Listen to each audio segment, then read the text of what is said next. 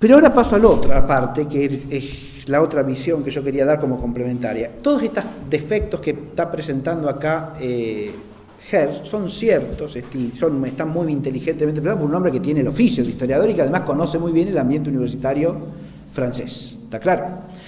Pero lo que yo quería es enlazar esta problemática con la del curso, ¿no? A través de una visión de las causas de la destrucción del saber histórico. Y he puesto 4 títulos principales acá. Primero, la abolición de su esencia, su objeto propio. Y por eso digo que vamos a hacer una recapitulación de lo que ha sido el curso, hasta aquí. Una primera manera de destruir, de matar la historia, ¿cuál es? Sustraerle su objeto propio y sustituirlo por otro. Y ahí juega un papel preponderante en el asesinato de la historia actualmente lo que podríamos llamar el cientificismo. Ese afán de hacer de la historia una ciencia a toda costa. ¿Está claro? Si es una ciencia, trata solamente de fenómenos. Con eso ya estamos diciendo que la historia con lo trascendente no puede tener nada que ver. ¿Se advierte? O sea, ya la estamos asesinando desde el vamos. Porque no podemos pasar de lo fenoménico. ¿Se advierte? La inteligencia ahí queda asesinada. Porque la inteligencia existe para captar lo que las cosas son, no los fenómenos meramente. ¿Sí? Entonces, ¿cómo asesina usted la inteligencia histórica? Primero que nada, desvinculándola del ser. Y hace eso si la declara ciencia en el sentido fenomenista de la expresión. ¿Se advierte? La forma más concreta y ampliamente difundida que asume este cientificismo destructor de la historia, ¿cuál es? El procesalismo. La historia no tiene que ver ni con personajes reales, ni con hechos concretos. Todo eso es anécdota,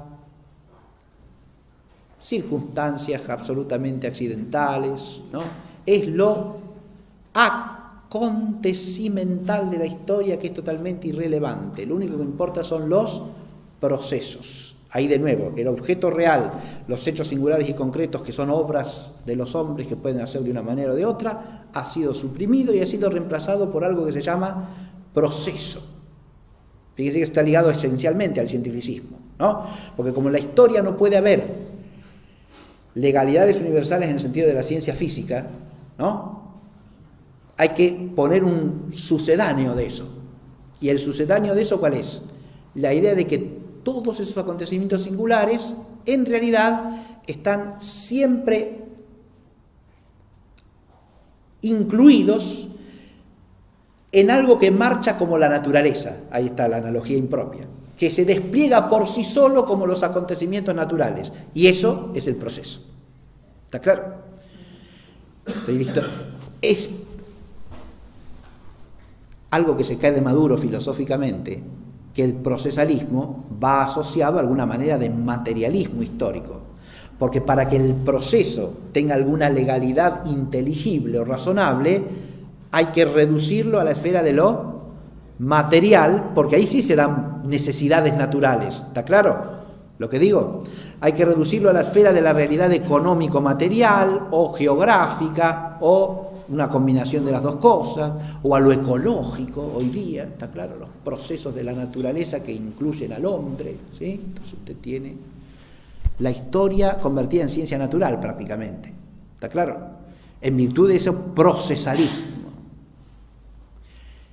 Y si se tiene en cuenta lo que llamaríamos espiritual, la libertad del hombre, no es más que como una variable dentro de la ecuación procesal. ¿Se entiende?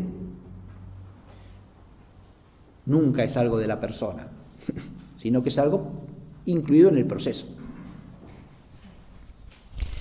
Y el proceso marcha en una dirección determinada, así que, en realidad, el historiador lo que tiene que hacer es conocer la marcha de los procesos. Pero junto con esto hay otra visión, hoy día muy difundida de la historia, que es el relativismo al servicio del pragmatismo. ¿Está claro? Mientras en ambientes académicos se hace hincapié en que la historia científica es la que estudia los procesos, a nivel más de divulgación lo que impera es el relativismo. Cada quien hace su historia, cada quien tiene su historia. La historia la hace cada quien, la pone cada quien como le parece, cada quien tiene derecho a ver la historia a su manera. Este relativismo, llevado al extremo, cae en un escepticismo relativista, obviamente. Nadie puede saber cuál es la verdad en la historia y, por lo tanto, cada quien tiene derecho a decir lo que le parezca, ¿no? Que es una cosa muy distinta a la necesidad que tiene el saber histórico de tener en cuenta todas las perspectivas de la memoria, precisamente, para ser mínimamente objetivo en la medida de lo posible. ¿Está claro lo que digo o no? El historiador tiene la obligación de hacer eso, de abrir la inteligencia al conjunto de perspectivas que hay sobre el hecho, ¿sí? Y dilucidarla con su inteligencia en la medida de lo posible. ¿De dónde viene esta perspectiva? ¿De dónde viene esta otra? ¿Por qué esta? ¿Por qué esta otra? ¿Sí? Porque si hay varias visiones, tengo que tenerlas en cuenta. El historiador honesto tiene que hacer eso. ¿Se ve? Lo que no se debe sostener jamás es que una verdad histórica no es otra cosa que lo que a cada quien le parezca, según su visión y según su conveniencia. No. ¿Por qué ese relativismo en el fondo aquí está? Y está al servicio del pragmatismo. ¿Está claro? Si yo soy dueño de ver la historia como quiera, ¿es para qué? Para valerme de lo que llamo historia en orden a los fines que a mí me convienen. ¿Está claro? Por eso el relativismo al servicio del pragmatismo tiene como manifestación más propia el praxismo revolucionario progresista. La historia es una praxis, nos dirán los herederos de la tradición marxista. No es contemplar la realidad histórica que ha pasado, no. Nunca el conocimiento es eso. Fíjense que la historia es un saber esencialmente teorético, tiene una dimensión práctica, pero ¿por qué es esencialmente teorético? Nosotros definimos en filosofía que un saber teorético es aquel que se ocupa de aquello que es meramente contemplable, no al mismo tiempo operable. Y la historia, en cuanto trata de acontecimientos pasados, es teorética, porque lo que ya se hizo no es operable para nosotros. ¿Se entiende? Es meramente contemplable como el ser de las cosas dadas en la naturaleza, que no está en nosotros hacer o no hacer, nos está dado. Y el pasado histórico también nos está dado.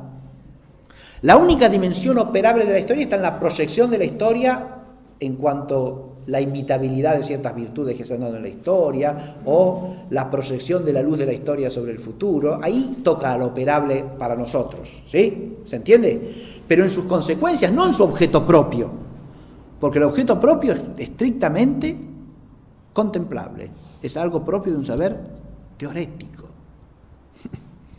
¿Se advierte esto? Porque tiene la fijeza de lo que ya se hizo, de lo pasado. La determinación unilateral que está en que pasó así y no de otra manera. No como a mí me gustaría, como yo quisiera, hubiera sido mejor así, hubiera sido mejor así o peor así. Pasó lo que pasó, ¿está claro? Y en ese sentido la historia me pone ante el ser inexorable, lo mismo que la metafísica. Y por eso también tiene ese carácter arduo, de que estoy ante algo que no puedo modificar, sino que tengo que reconocer, que está ahí. Me guste o no me guste, me convenga o no me convenga.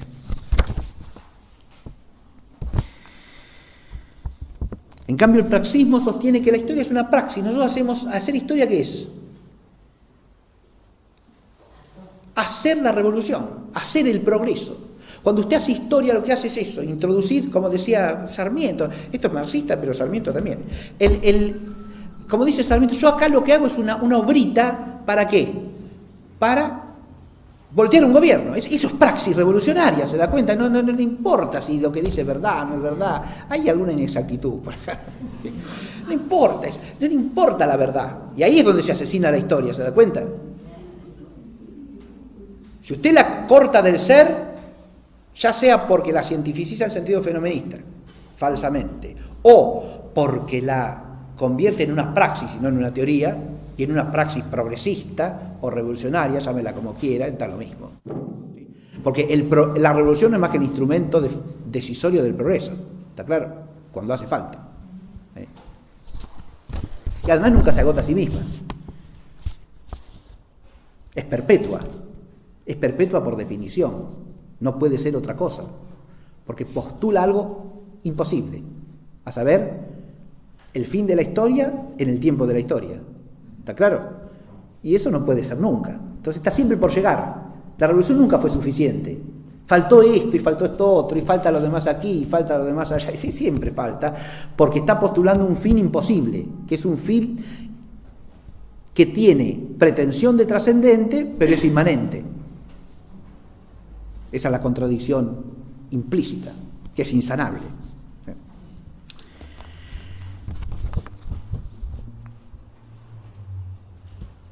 El segundo problema fundamental es la absolutización de las ciencias auxiliares. Eso pasa, esto es otra cosa que también puede enfermar o asesinar a la historia, ¿no? Cuando usted a la ciencia auxiliar, en lugar de aplicarla como auxiliar, la absolutiza. Sí, está claro. Ahí cabría un filologismo, por ejemplo, al que no le importa en realidad el hecho histórico, sino que deduce el hecho histórico ¿de qué? De la concepción de los griegos. Los griegos pensaban así porque su lengua dice esto, entonces los hechos son estos. No se puede hacer eso, ¿está claro? Porque usted parte de la concepción griega clásica, como explica el surgimiento de la sofística. Pero es un hecho, ¿está claro? Los griegos tienen un alto ideal de virtud humana, sí, pero había cada canalla dando vuelta también. Y es así, y lo sé por la historia, ¿me entiende?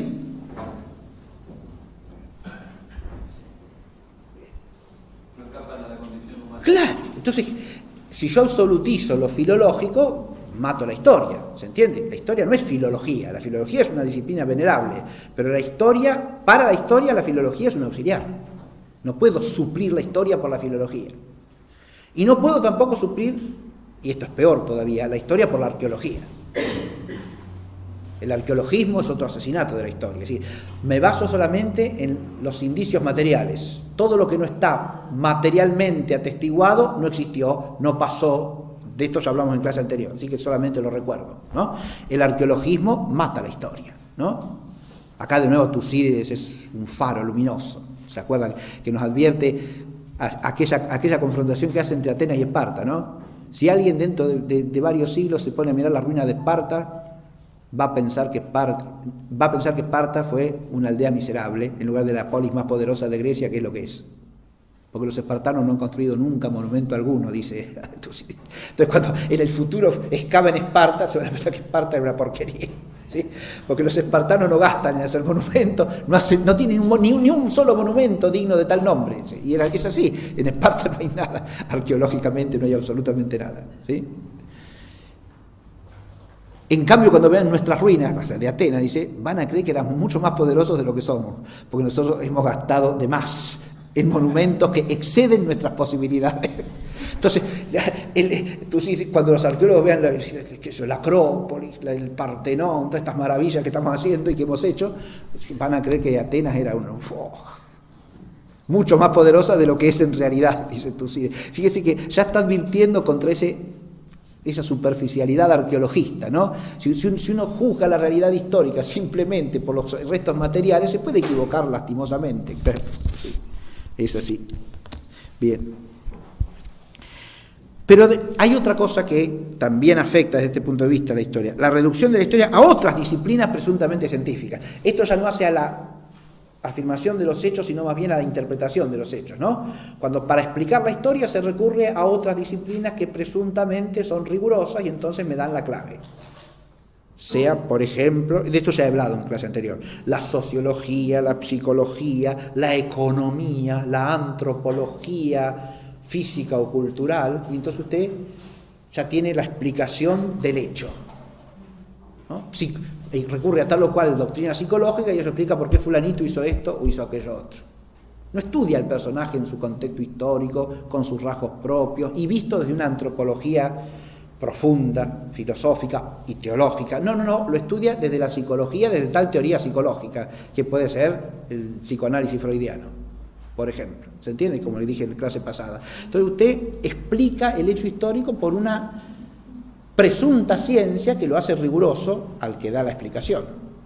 Eso implica una presunción de cientificidad por transferencia, ¿no? Como si la historia no tuviese rigor en sí misma, y para adquirir rigor tuviese que recurrir a las hipótesis, conjeturas o presuntas teorías que vienen de otras disciplinas sumamente opinables y discutibles en muchos casos, porque generalizan sobre lo que no se puede generalizar. Lo mismo que pasa en la historia como pseudociencia.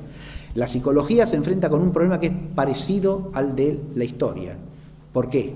Y porque el psiquismo humano es en cada uno personal y tiene una singularidad irreductible a cualquier otro ser humano. ¿Está claro lo que digo? ¿Cómo el historiador va a pasar por alto eso? ¿Que es un dato de experiencia o no? Es evidente. Aunque estén en las mismas circunstancias, en las mismas condiciones, como dos hermanos educados por los mismos padres en la misma casa, etc., son iguales. No, sabe, cualquier hijo de vecino sabe que no. ¿Está claro? Tienen un psiquismo igual, pero claro que no. De ninguna manera. Ciertamente que no. Y ante el mismo hecho uno reacciona de otra manera y otro reacciona de otra. Y usted va a recurrir a la psicología de fulanito que dice que todos los seres humanos que ante tal motivación responden así y asá para explicar la historia. Es un disparate, eso se da cuenta. Es un disparate ante la luz del sentido común. No digamos ya ante la filosofía. Bien. La tercera causa está en la sustitución de la sabiduría filosófica y teológica por la ideología del historicismo inmanentista. Y esto es un tema más profundo todavía, y esto no aparece desarrollado en Jacques Herz, ¿no? Pero, ¿qué es lo que sucede acá? Acá se comete un asesinato todavía más hondo de la historia, porque acá lo que sucede es que se crea una historiosofía, una sabiduría de la historia que es intrínsecamente imposible porque pretende venir de la razón humana sola. Este problema es muy importante. Fíjense que la contemplación de la historia como una totalidad con sentido, ¿de dónde viene? De la revelación bíblica. ¿Por qué? Porque todos los acontecimientos de los hombres en el tiempo están bajo un designio divino. ¿Está claro? Pero ese designio el hombre lo puede conocer por sí solo, de ninguna manera. Como dice la Escritura, los misterios escondidos en la sabiduría de Dios, el hombre solamente los puede conocer si Dios se los revela. De modo que pretender tener una contemplación universal de la historia desde su origen hasta su fin, fíjense que el origen y el fin de la historia escapan a la captación del historiador, ¿o no? Y de todo ser humano escapan, lógico. Por eso los antiguos griegos, cuando tenían que hablar de los orígenes primeros o del fin último, ¿a qué recurrían? Y al mito, porque solamente en la esfera de los mitos, es decir, de esas narraciones venerables que vienen de los antiguos, que estaban próximos a los dioses, puede haber algún atisbo acerca de cosas que la razón humana no alcanza a conocer. Si usted es racionalmente honesto, no puede decir que la razón humana conoce el sentido de la historia. Esto es lo que digo. ¿Está claro? El sentido de la historia trasciende el alcance de la razón. Usted puede decir que es un misterio del cual no sabe nada, racionalmente, pero no decir que racionalmente conoce el sentido de la historia. Ni postular una estructura de la historia que pasa por esta edad, esta otra, y marcha hacia cierto fin. Eso es una secularización inmanentizante de la concepción teológica de la historia. Y este es un tema ampliamente estudiado y en el que hay que profundizar siempre para no caer en la trampa de esa historia ideologizada en su estructura general ahora, no en cada tema en particular. Pero eso incide en la temática particular, incide totalmente, ¿sí? El texto que yo leí un rato de Sarmiento sobre la Inquisición española y qué sé yo cuánto, se basa en una concepción general de la historia, ¿está claro? No está estudiando nada, tiene una visión general de la historia, pasó esto, la Inquisición es medieval, ¿sí? Si Argentina sigue como está hasta ahora, va a ser peor que Rusia, dice por ahí. Peor que Rusia, porque ella parte de unas valoraciones que obedecen a una visión general de la historia. ¿Está claro? Ahí está la pseudomitología de las edades, primera cosa. ¿Sí? Antigüedad, Edad Media, modernidad, lo antiguo, lo medieval, lo moderno, etc. Lo posmoderno. Bien. Pseudomitología del progreso y la revolución. Ahí con respecto a eso hay una temática importantísima que tiene que ver con el asesinato de la historia, y es lo que se llama la revolución semántica y los tópicos de lo políticamente correcto. ¿Está claro? Porque una de las maneras de destruir la historia es instalar un lenguaje determinado. ¿Se ve? A eso sí hace alusión Jacques Herz, ¿eh? Ciertas palabritas que son clave. Entonces, o usted usa la jerga esa o queda descalificado. ¿Se entiende?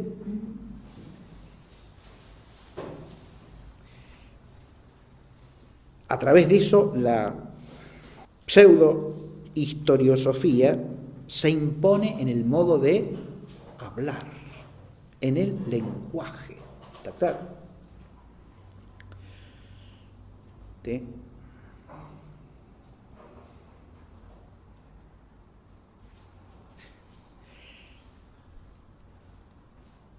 Hace unos años, cuando tuve varios casos, no sé por qué, se ve que era una cosa que le enseñaban en la facultad ¿cómo se llama? de Ciencias Naturales acá de la Universidad de La Plata. Cuando yo usaba la palabra aborígenes, había alumnos que saltaban y me decían, no, eso no se dice así, porque aborigen es una palabra que quiere decir sin origen, es una descalificación ideológica, despectiva. Y yo no sé quién explicó eso, le digo, pero la persona que le explicó eso, si algo no sabía, era latín. Porque aborigen no significa sin origen, mijo. A es un prefijo negativo en latín, pero ab es una preposición que significa desde, a partir de. Y ab origine significa que está desde el origen. Usted quiere que diga originario, digo originario, pero aborigen significa lo mismo. Desde el origen, ¿está claro? Bien. Pero lo que había que decir era pueblo originario, no aborigen. Bien, está bien. Me refiero a eso como un ejemplo de jerga que se trata de imponer ideológicamente, ¿está claro? Si usted usa la palabra aborigen, está fuera de órbita porque está usando una palabra que descalifica, ¿no? En este caso, en base a una etimología ficticia e ignorante, ¿no? Pero el fenómeno juega en muchos casos, ¿está claro? Hay mucho léxico de este tipo que se podría citar, ¿no? Usted no puede hablar de esto, sino que tiene que decir esto otro. ¿Sí? La manipulación del lenguaje a este respecto es enorme, ¿está claro? Pero categorías que se imponen por corrección política suelen deformar la historia. ¿Está claro? Un término como antiguo régimen, porque ¿qué es el antiguo régimen? ¿Usted sabe de qué se trataba? ¿Me puede definir qué era el antiguo régimen? Las descripciones que se dan del antiguo régimen son absolutamente inaplicables a la realidad histórica, ¿me entiende? Entonces, ¿qué es el antiguo? Pero la expresión se usa para descalificar ¿qué? Toda la Francia prerrevolucionaria, ¿no? Porque el solo término que suscita una serie de imágenes, la mayoría de ellas no históricas, ¿no? El señor feudal absurdo y sádico, ¿sí? Que para divertirse hace apalear a los siervos, ¿no? Los trae, está aburrido, ¿no? Porque no tiene nada que hacer, porque es un holgazán y es un chupasangre, ¿no? Que vive del trabajo de los otros. Hace que le traigan a los siervos un rato y los hace apalear en su presencia, y si tiene ganas de mayor diversión hace que se los destripen frente a él y así se entretiene un rato. Esas cosas que decían los panfletos del siglo XVIII, pero si usted toma eso por hecho histórico, usted es una persona irrazonable e irracional, las dos cosas, ¿está claro? Que toma una propaganda absurda, ridícula, como si fuese la realidad histórica. Pero usted dijo antiguo régimen y todas esas imágenes acuden en tropel, ¿no? Los reyes abusivos, los aristócratas perversos, ¿no? La pobre gente muerta de hambre caminando por la calle, ¿sí? Son estampas que vienen a la mente, más que realidades históricas, ¿está claro? Y ese es el poder de la palabra, que suscita un montón de connotaciones, ¿no? Una vez que está establecida y ya está, la usa.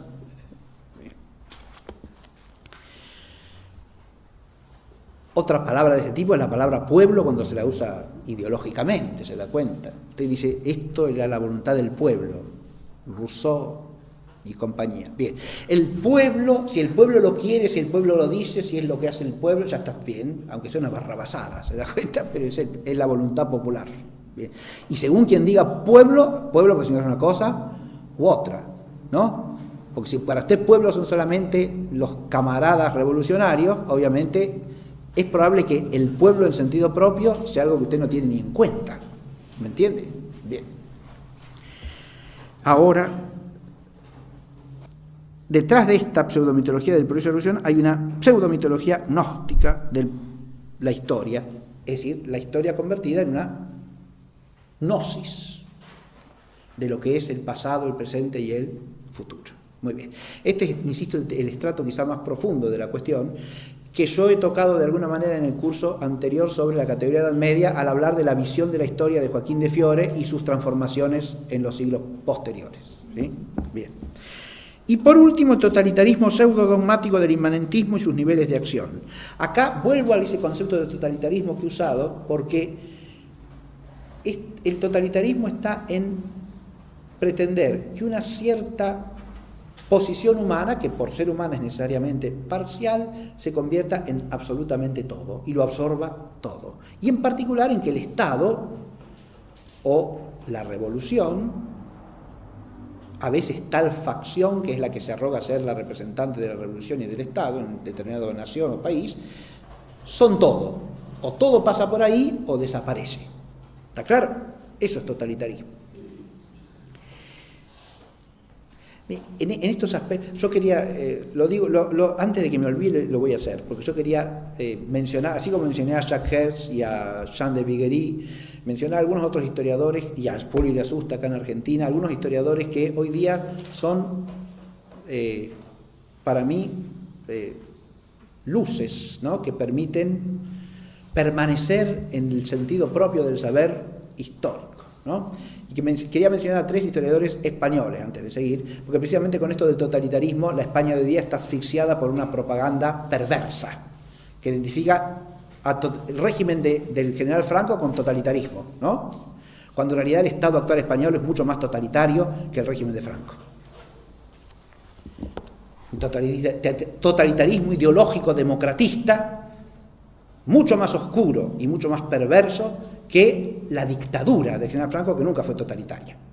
Eso lo dice expresamente en un diccionario biográfico publicado por la Academia Nacional de la Real Academia de la Historia de España, el primer gran historiador español que quería nombrar, que es Luis Suárez Fernández. Luis Suárez Fernández, un historiador que ya creo que vive todavía, pero es un hombre ya nonagenario. Luis Suárez Fernández escribió una extensísima y minuciosa biografía de Franco, que está publicada por Editorial Ariel, además del artículo que escribió en el diccionario biográfico de la Real Academia de la Historia, que le costó ser anatematizado por toda la España bien pensante de hoy día, porque decía que el régimen de Franco no había sido nunca totalitario, sino dictatorial, que es otra cosa distinta. ¿Está claro? Hay que definir los conceptos en historia como en toda disciplina. ¿Está claro? Una cosa es una dictadura y otra cosa es un totalitarismo. En cambio, la Segunda República sí que era totalitaria. Porque la Segunda República es un régimen revolucionario que termina siendo absolutamente copado por el comunismo y el anarquismo. Y el socialismo español, que es comunismo revolucionario. Cuando decís socialismo en España, los socialistas españoles actuales se pretenden democráticos. Son socialdemócratas desde el año 78, ¿sí? Con todo lo que eso implica, además, por otra parte, de totalitarismo participado. Pero el socialismo, o el Partido Socialista Obrero Español histórico, no era socialdemócrata, era absolutamente marxista revolucionario. De socialdemócrata no tenía ni un pelo.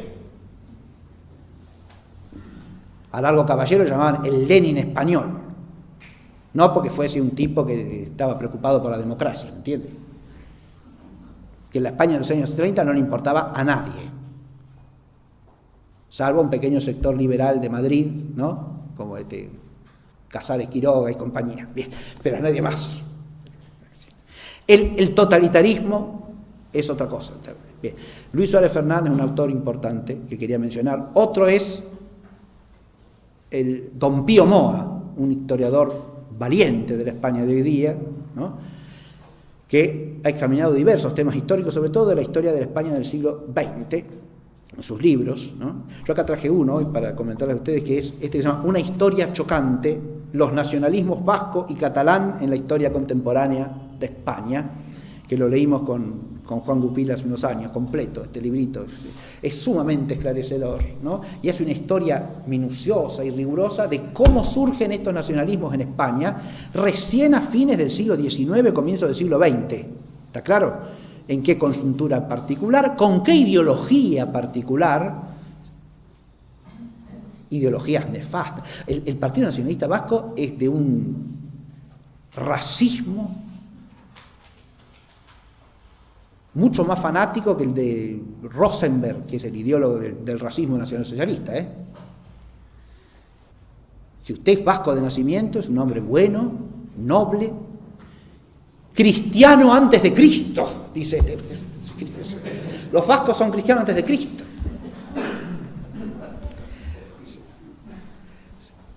El resto de los españoles son la lacra del universo. Hay que evitar que vengan a España, al País Vasco, como empieza a llamar él, no las provincias vascongadas, sino hay que evitar porque nos corrompen, nos destrozan, nos hacen malos, corrompen la sociedad. Imagínese usted, ¿no? El resto de los españoles son malos por naturaleza. Porque no son vascos. Usted se da cuenta, si usted parte de semejante disparate, ¿no? Pero es esta gente que hoy día pasa por ser democrático, se da cuenta, son la democracia española. El Partido Nacionalista Vasco juzgan si la gente es buena o mala, bien, ¿qué va a hacer?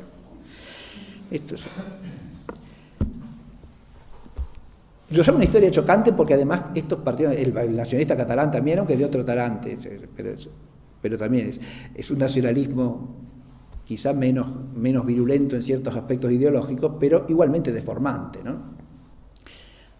Una de las cosas, de los hechos históricos que es importante retener, que presenta este autor, es que el mayor desarrollo relativo que tienen las provincias vascongadas y Cataluña desde fines del siglo XIX en materia industrial es porque el gobierno central español decide convertirlos en polos de desarrollo industrial. Es decir, son inversiones que vienen del gobierno central las que provocan ese desarrollo. ¿Está claro lo que digo?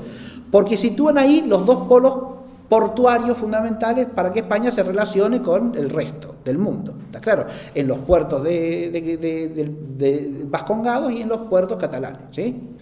Entonces la industria la concentran ahí. Ahí es una decisión estratégica nacional. ¿Está claro? Si usted después, 40 o 50 años después de eso, se va a sentir superior al resto de España porque nosotros tenemos la riqueza y los demás son unos miserables que no trabajan nada, como le dije.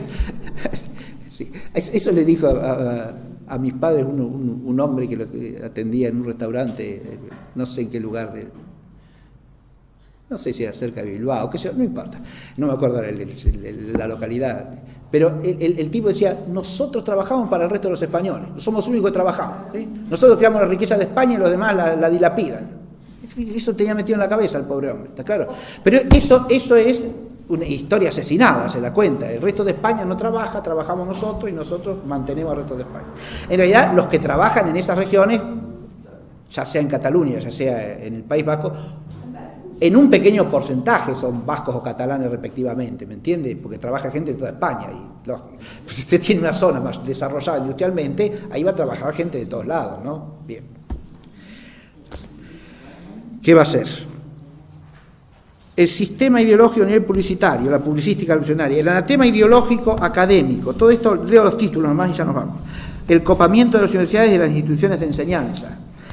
El anatema ideológico en la política y en la normativa pseudo-legal, la disolución ideológica del bien común y la usurpación del orden de lo justo. Sobre este tercer punto sí quiero hacer un breve comentario, porque este totalitarismo pseudo-dogmático del inmanentismo y sus niveles de acción, primero trabaja a partir de toda la publicística, ¿no?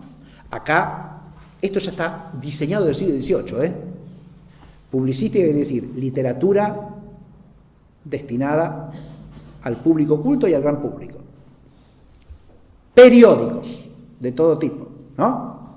¿Está claro? Enciclopedias, sí señor. Literatura de ficción también. ¿Y cómo? Hoy día esto agréguenle obras cinematográficas, televisivas o lo que sea, ¿no? O hechas para... Entonces, series, películas, todo lo que usted quiera. ¿Ven? Ahí métale que vamos bien. Es decir, existe un montón de instrumentos, ¿no?, para la publicística. Después está el anatema ideológico académico, el copamiento de las universidades, de las instituciones de enseñanza. ¿Eso también funciona? Y claro que funciona, sí, cómo no, en todos los países del mundo, ¿sí? En unos más, en otros menos, con mayor éxito, con menor éxito. Bien.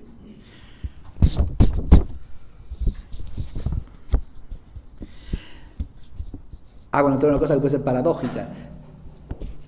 La Facultad de Humanidades a la que yo acudí, yo empecé en la facultad en el año 1981, o sea, era en la dictadura, ¿está claro? El profesorado que había en esa facultad era mucho más diverso en su manera de pensar que el que existe hoy día.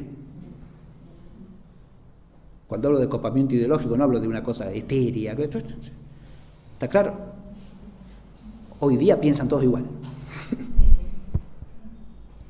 Cuando yo era alumno no, Había personas que pensaban muy distinto y hasta en sentido opuesto y seriamente en diversas materias fundamentales. El anatema ideológico en la política y en la normativa pseudolegal. ¿A qué me refiero con esto? Bueno, este es el último punto que quería tocar. No puedo dejar de decirlo en este curso esto, pero hoy día se pretende determinar al saber histórico desde pseudoleyes políticas, puramente ideológicas. ¿Está claro lo que dije o no? Acá pasa lo mismo cuando se habla de 30.000 desaparecidos. Usted tiene que decir que fueron 30.000 por ley de la provincia de Buenos Aires, ¿no? No, claro, no existe. Usted hay una pseudo ley, eso no son leyes, no obligan en conciencia a nadie porque son una mamarrachada, ¿se da cuenta? Porque usted no puede determinar en una legislatura o en un congreso cuál fue el acontecimiento histórico. ¿Está claro? No tiene derecho a. No tiene derecho a. Claro. Pero eso está ideologizado, porque si usted niega eso, usted es un monstruo. ¿Se entiende? Pero ¿por qué, mijo? Pero escúcheme una cosa. Los hechos, una cosa es que haya habido, pongamos el caso de la Argentina, existe una represión ilegal e inmoral en el contexto de una guerra civil. Datos que no hay que pasar por alto. ¿Está claro? Que suelen ser muchas veces las más tremendas guerras porque son entre miembros de una misma sociedad, ¿no? A veces entre familiares, que unos están de un lado, otros están del otro, ¿sí? Entonces usted en ese contexto tiene acciones terroristas, inicuas, acciones de una represión de Estado que no se inicia con la dictadura militar, sino con el gobierno anterior, ¿sí?, que era un gobierno constitucional, y continúa durante el gobierno militar. ¿Está? Si usted parte de los hechos, usted tiene un contexto en el cual usted puede decir, bueno, este tipo de represión es antijurídico, es inmoral, y se hizo ilegalmente e inmoralmente. ¿Está claro? Ahora, si usted entiende esto, ¿usted está forzado a decir que hubo 30.000 desaparecidos? No, señor. ¿Por qué hay que inventar una cifra? Porque eso identifica en la lucha contra... en la lucha de nada. Eso lo único que identifica es una propaganda mentirosa. ¿Por qué esos números? Son números simbólicos que se imponen para abrumar la conciencia de las generaciones que siguen. ¿Está claro lo que digo? Porque son siempre números que abultan. Porque usted dice, bueno, no fueron 3.000. ¿Y qué importa? Con que hubiera sido uno bastaba. Y si con uno bastaba, porque usted tiene que imponer que sean 30.000.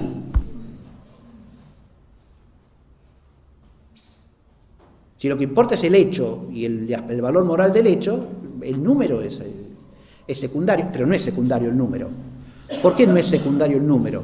Porque tiene que ser un número suficientemente grande como para convertir eso en un genocidio o en un crimen contra la humanidad o en una sistemática intención perversa de aniquilación absoluta de cierta generación o de cierto pueblo, de cierta raza o lo que sea. ¿Está claro?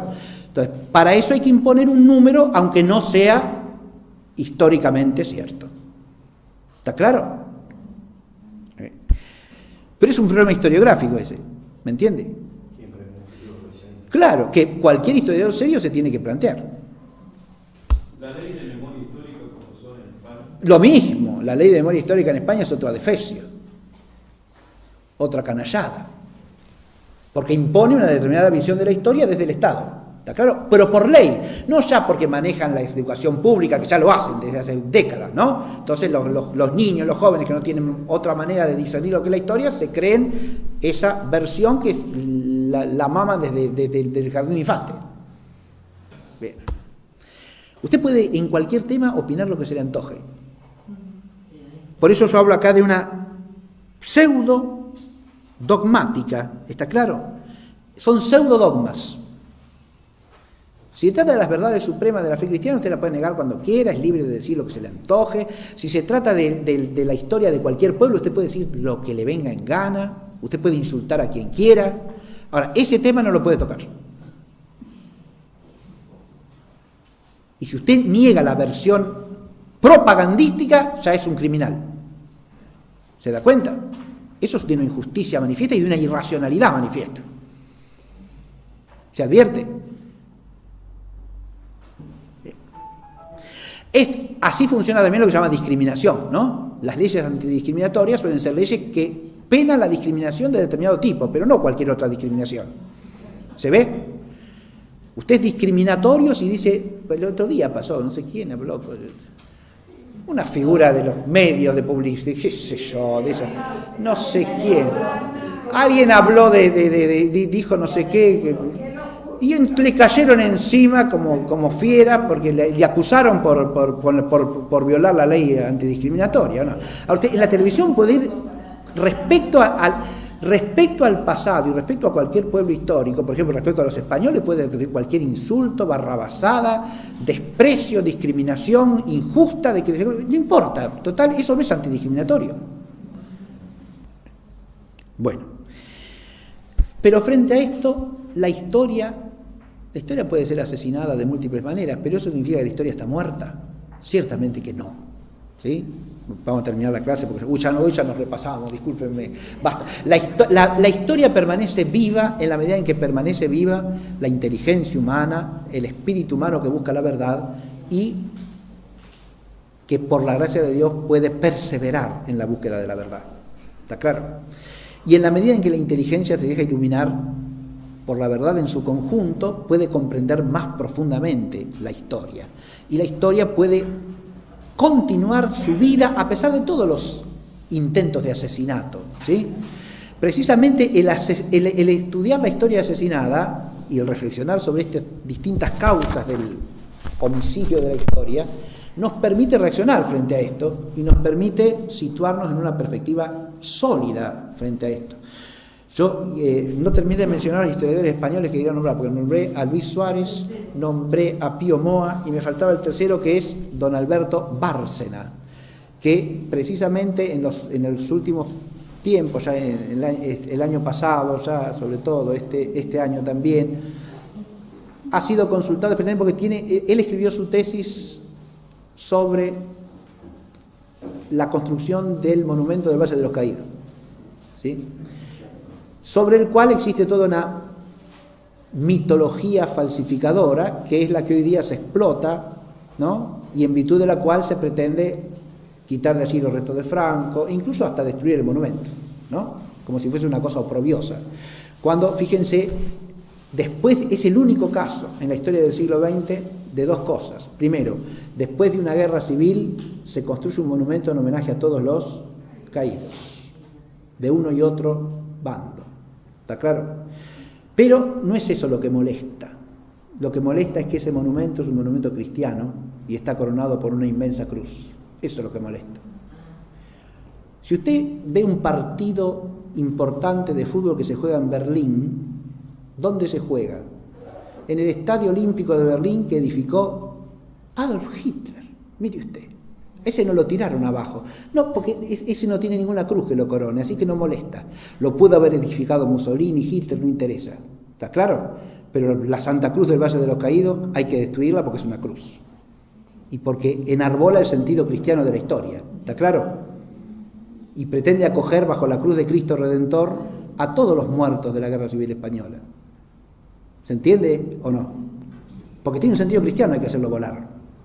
O hay que descalificarlo con una ideología pseudohistoriográfica. El estudio minucioso de cómo se construyó, que ha hecho Bárcena, refuta plenamente todas las especies vulgares que hay sobre el tema.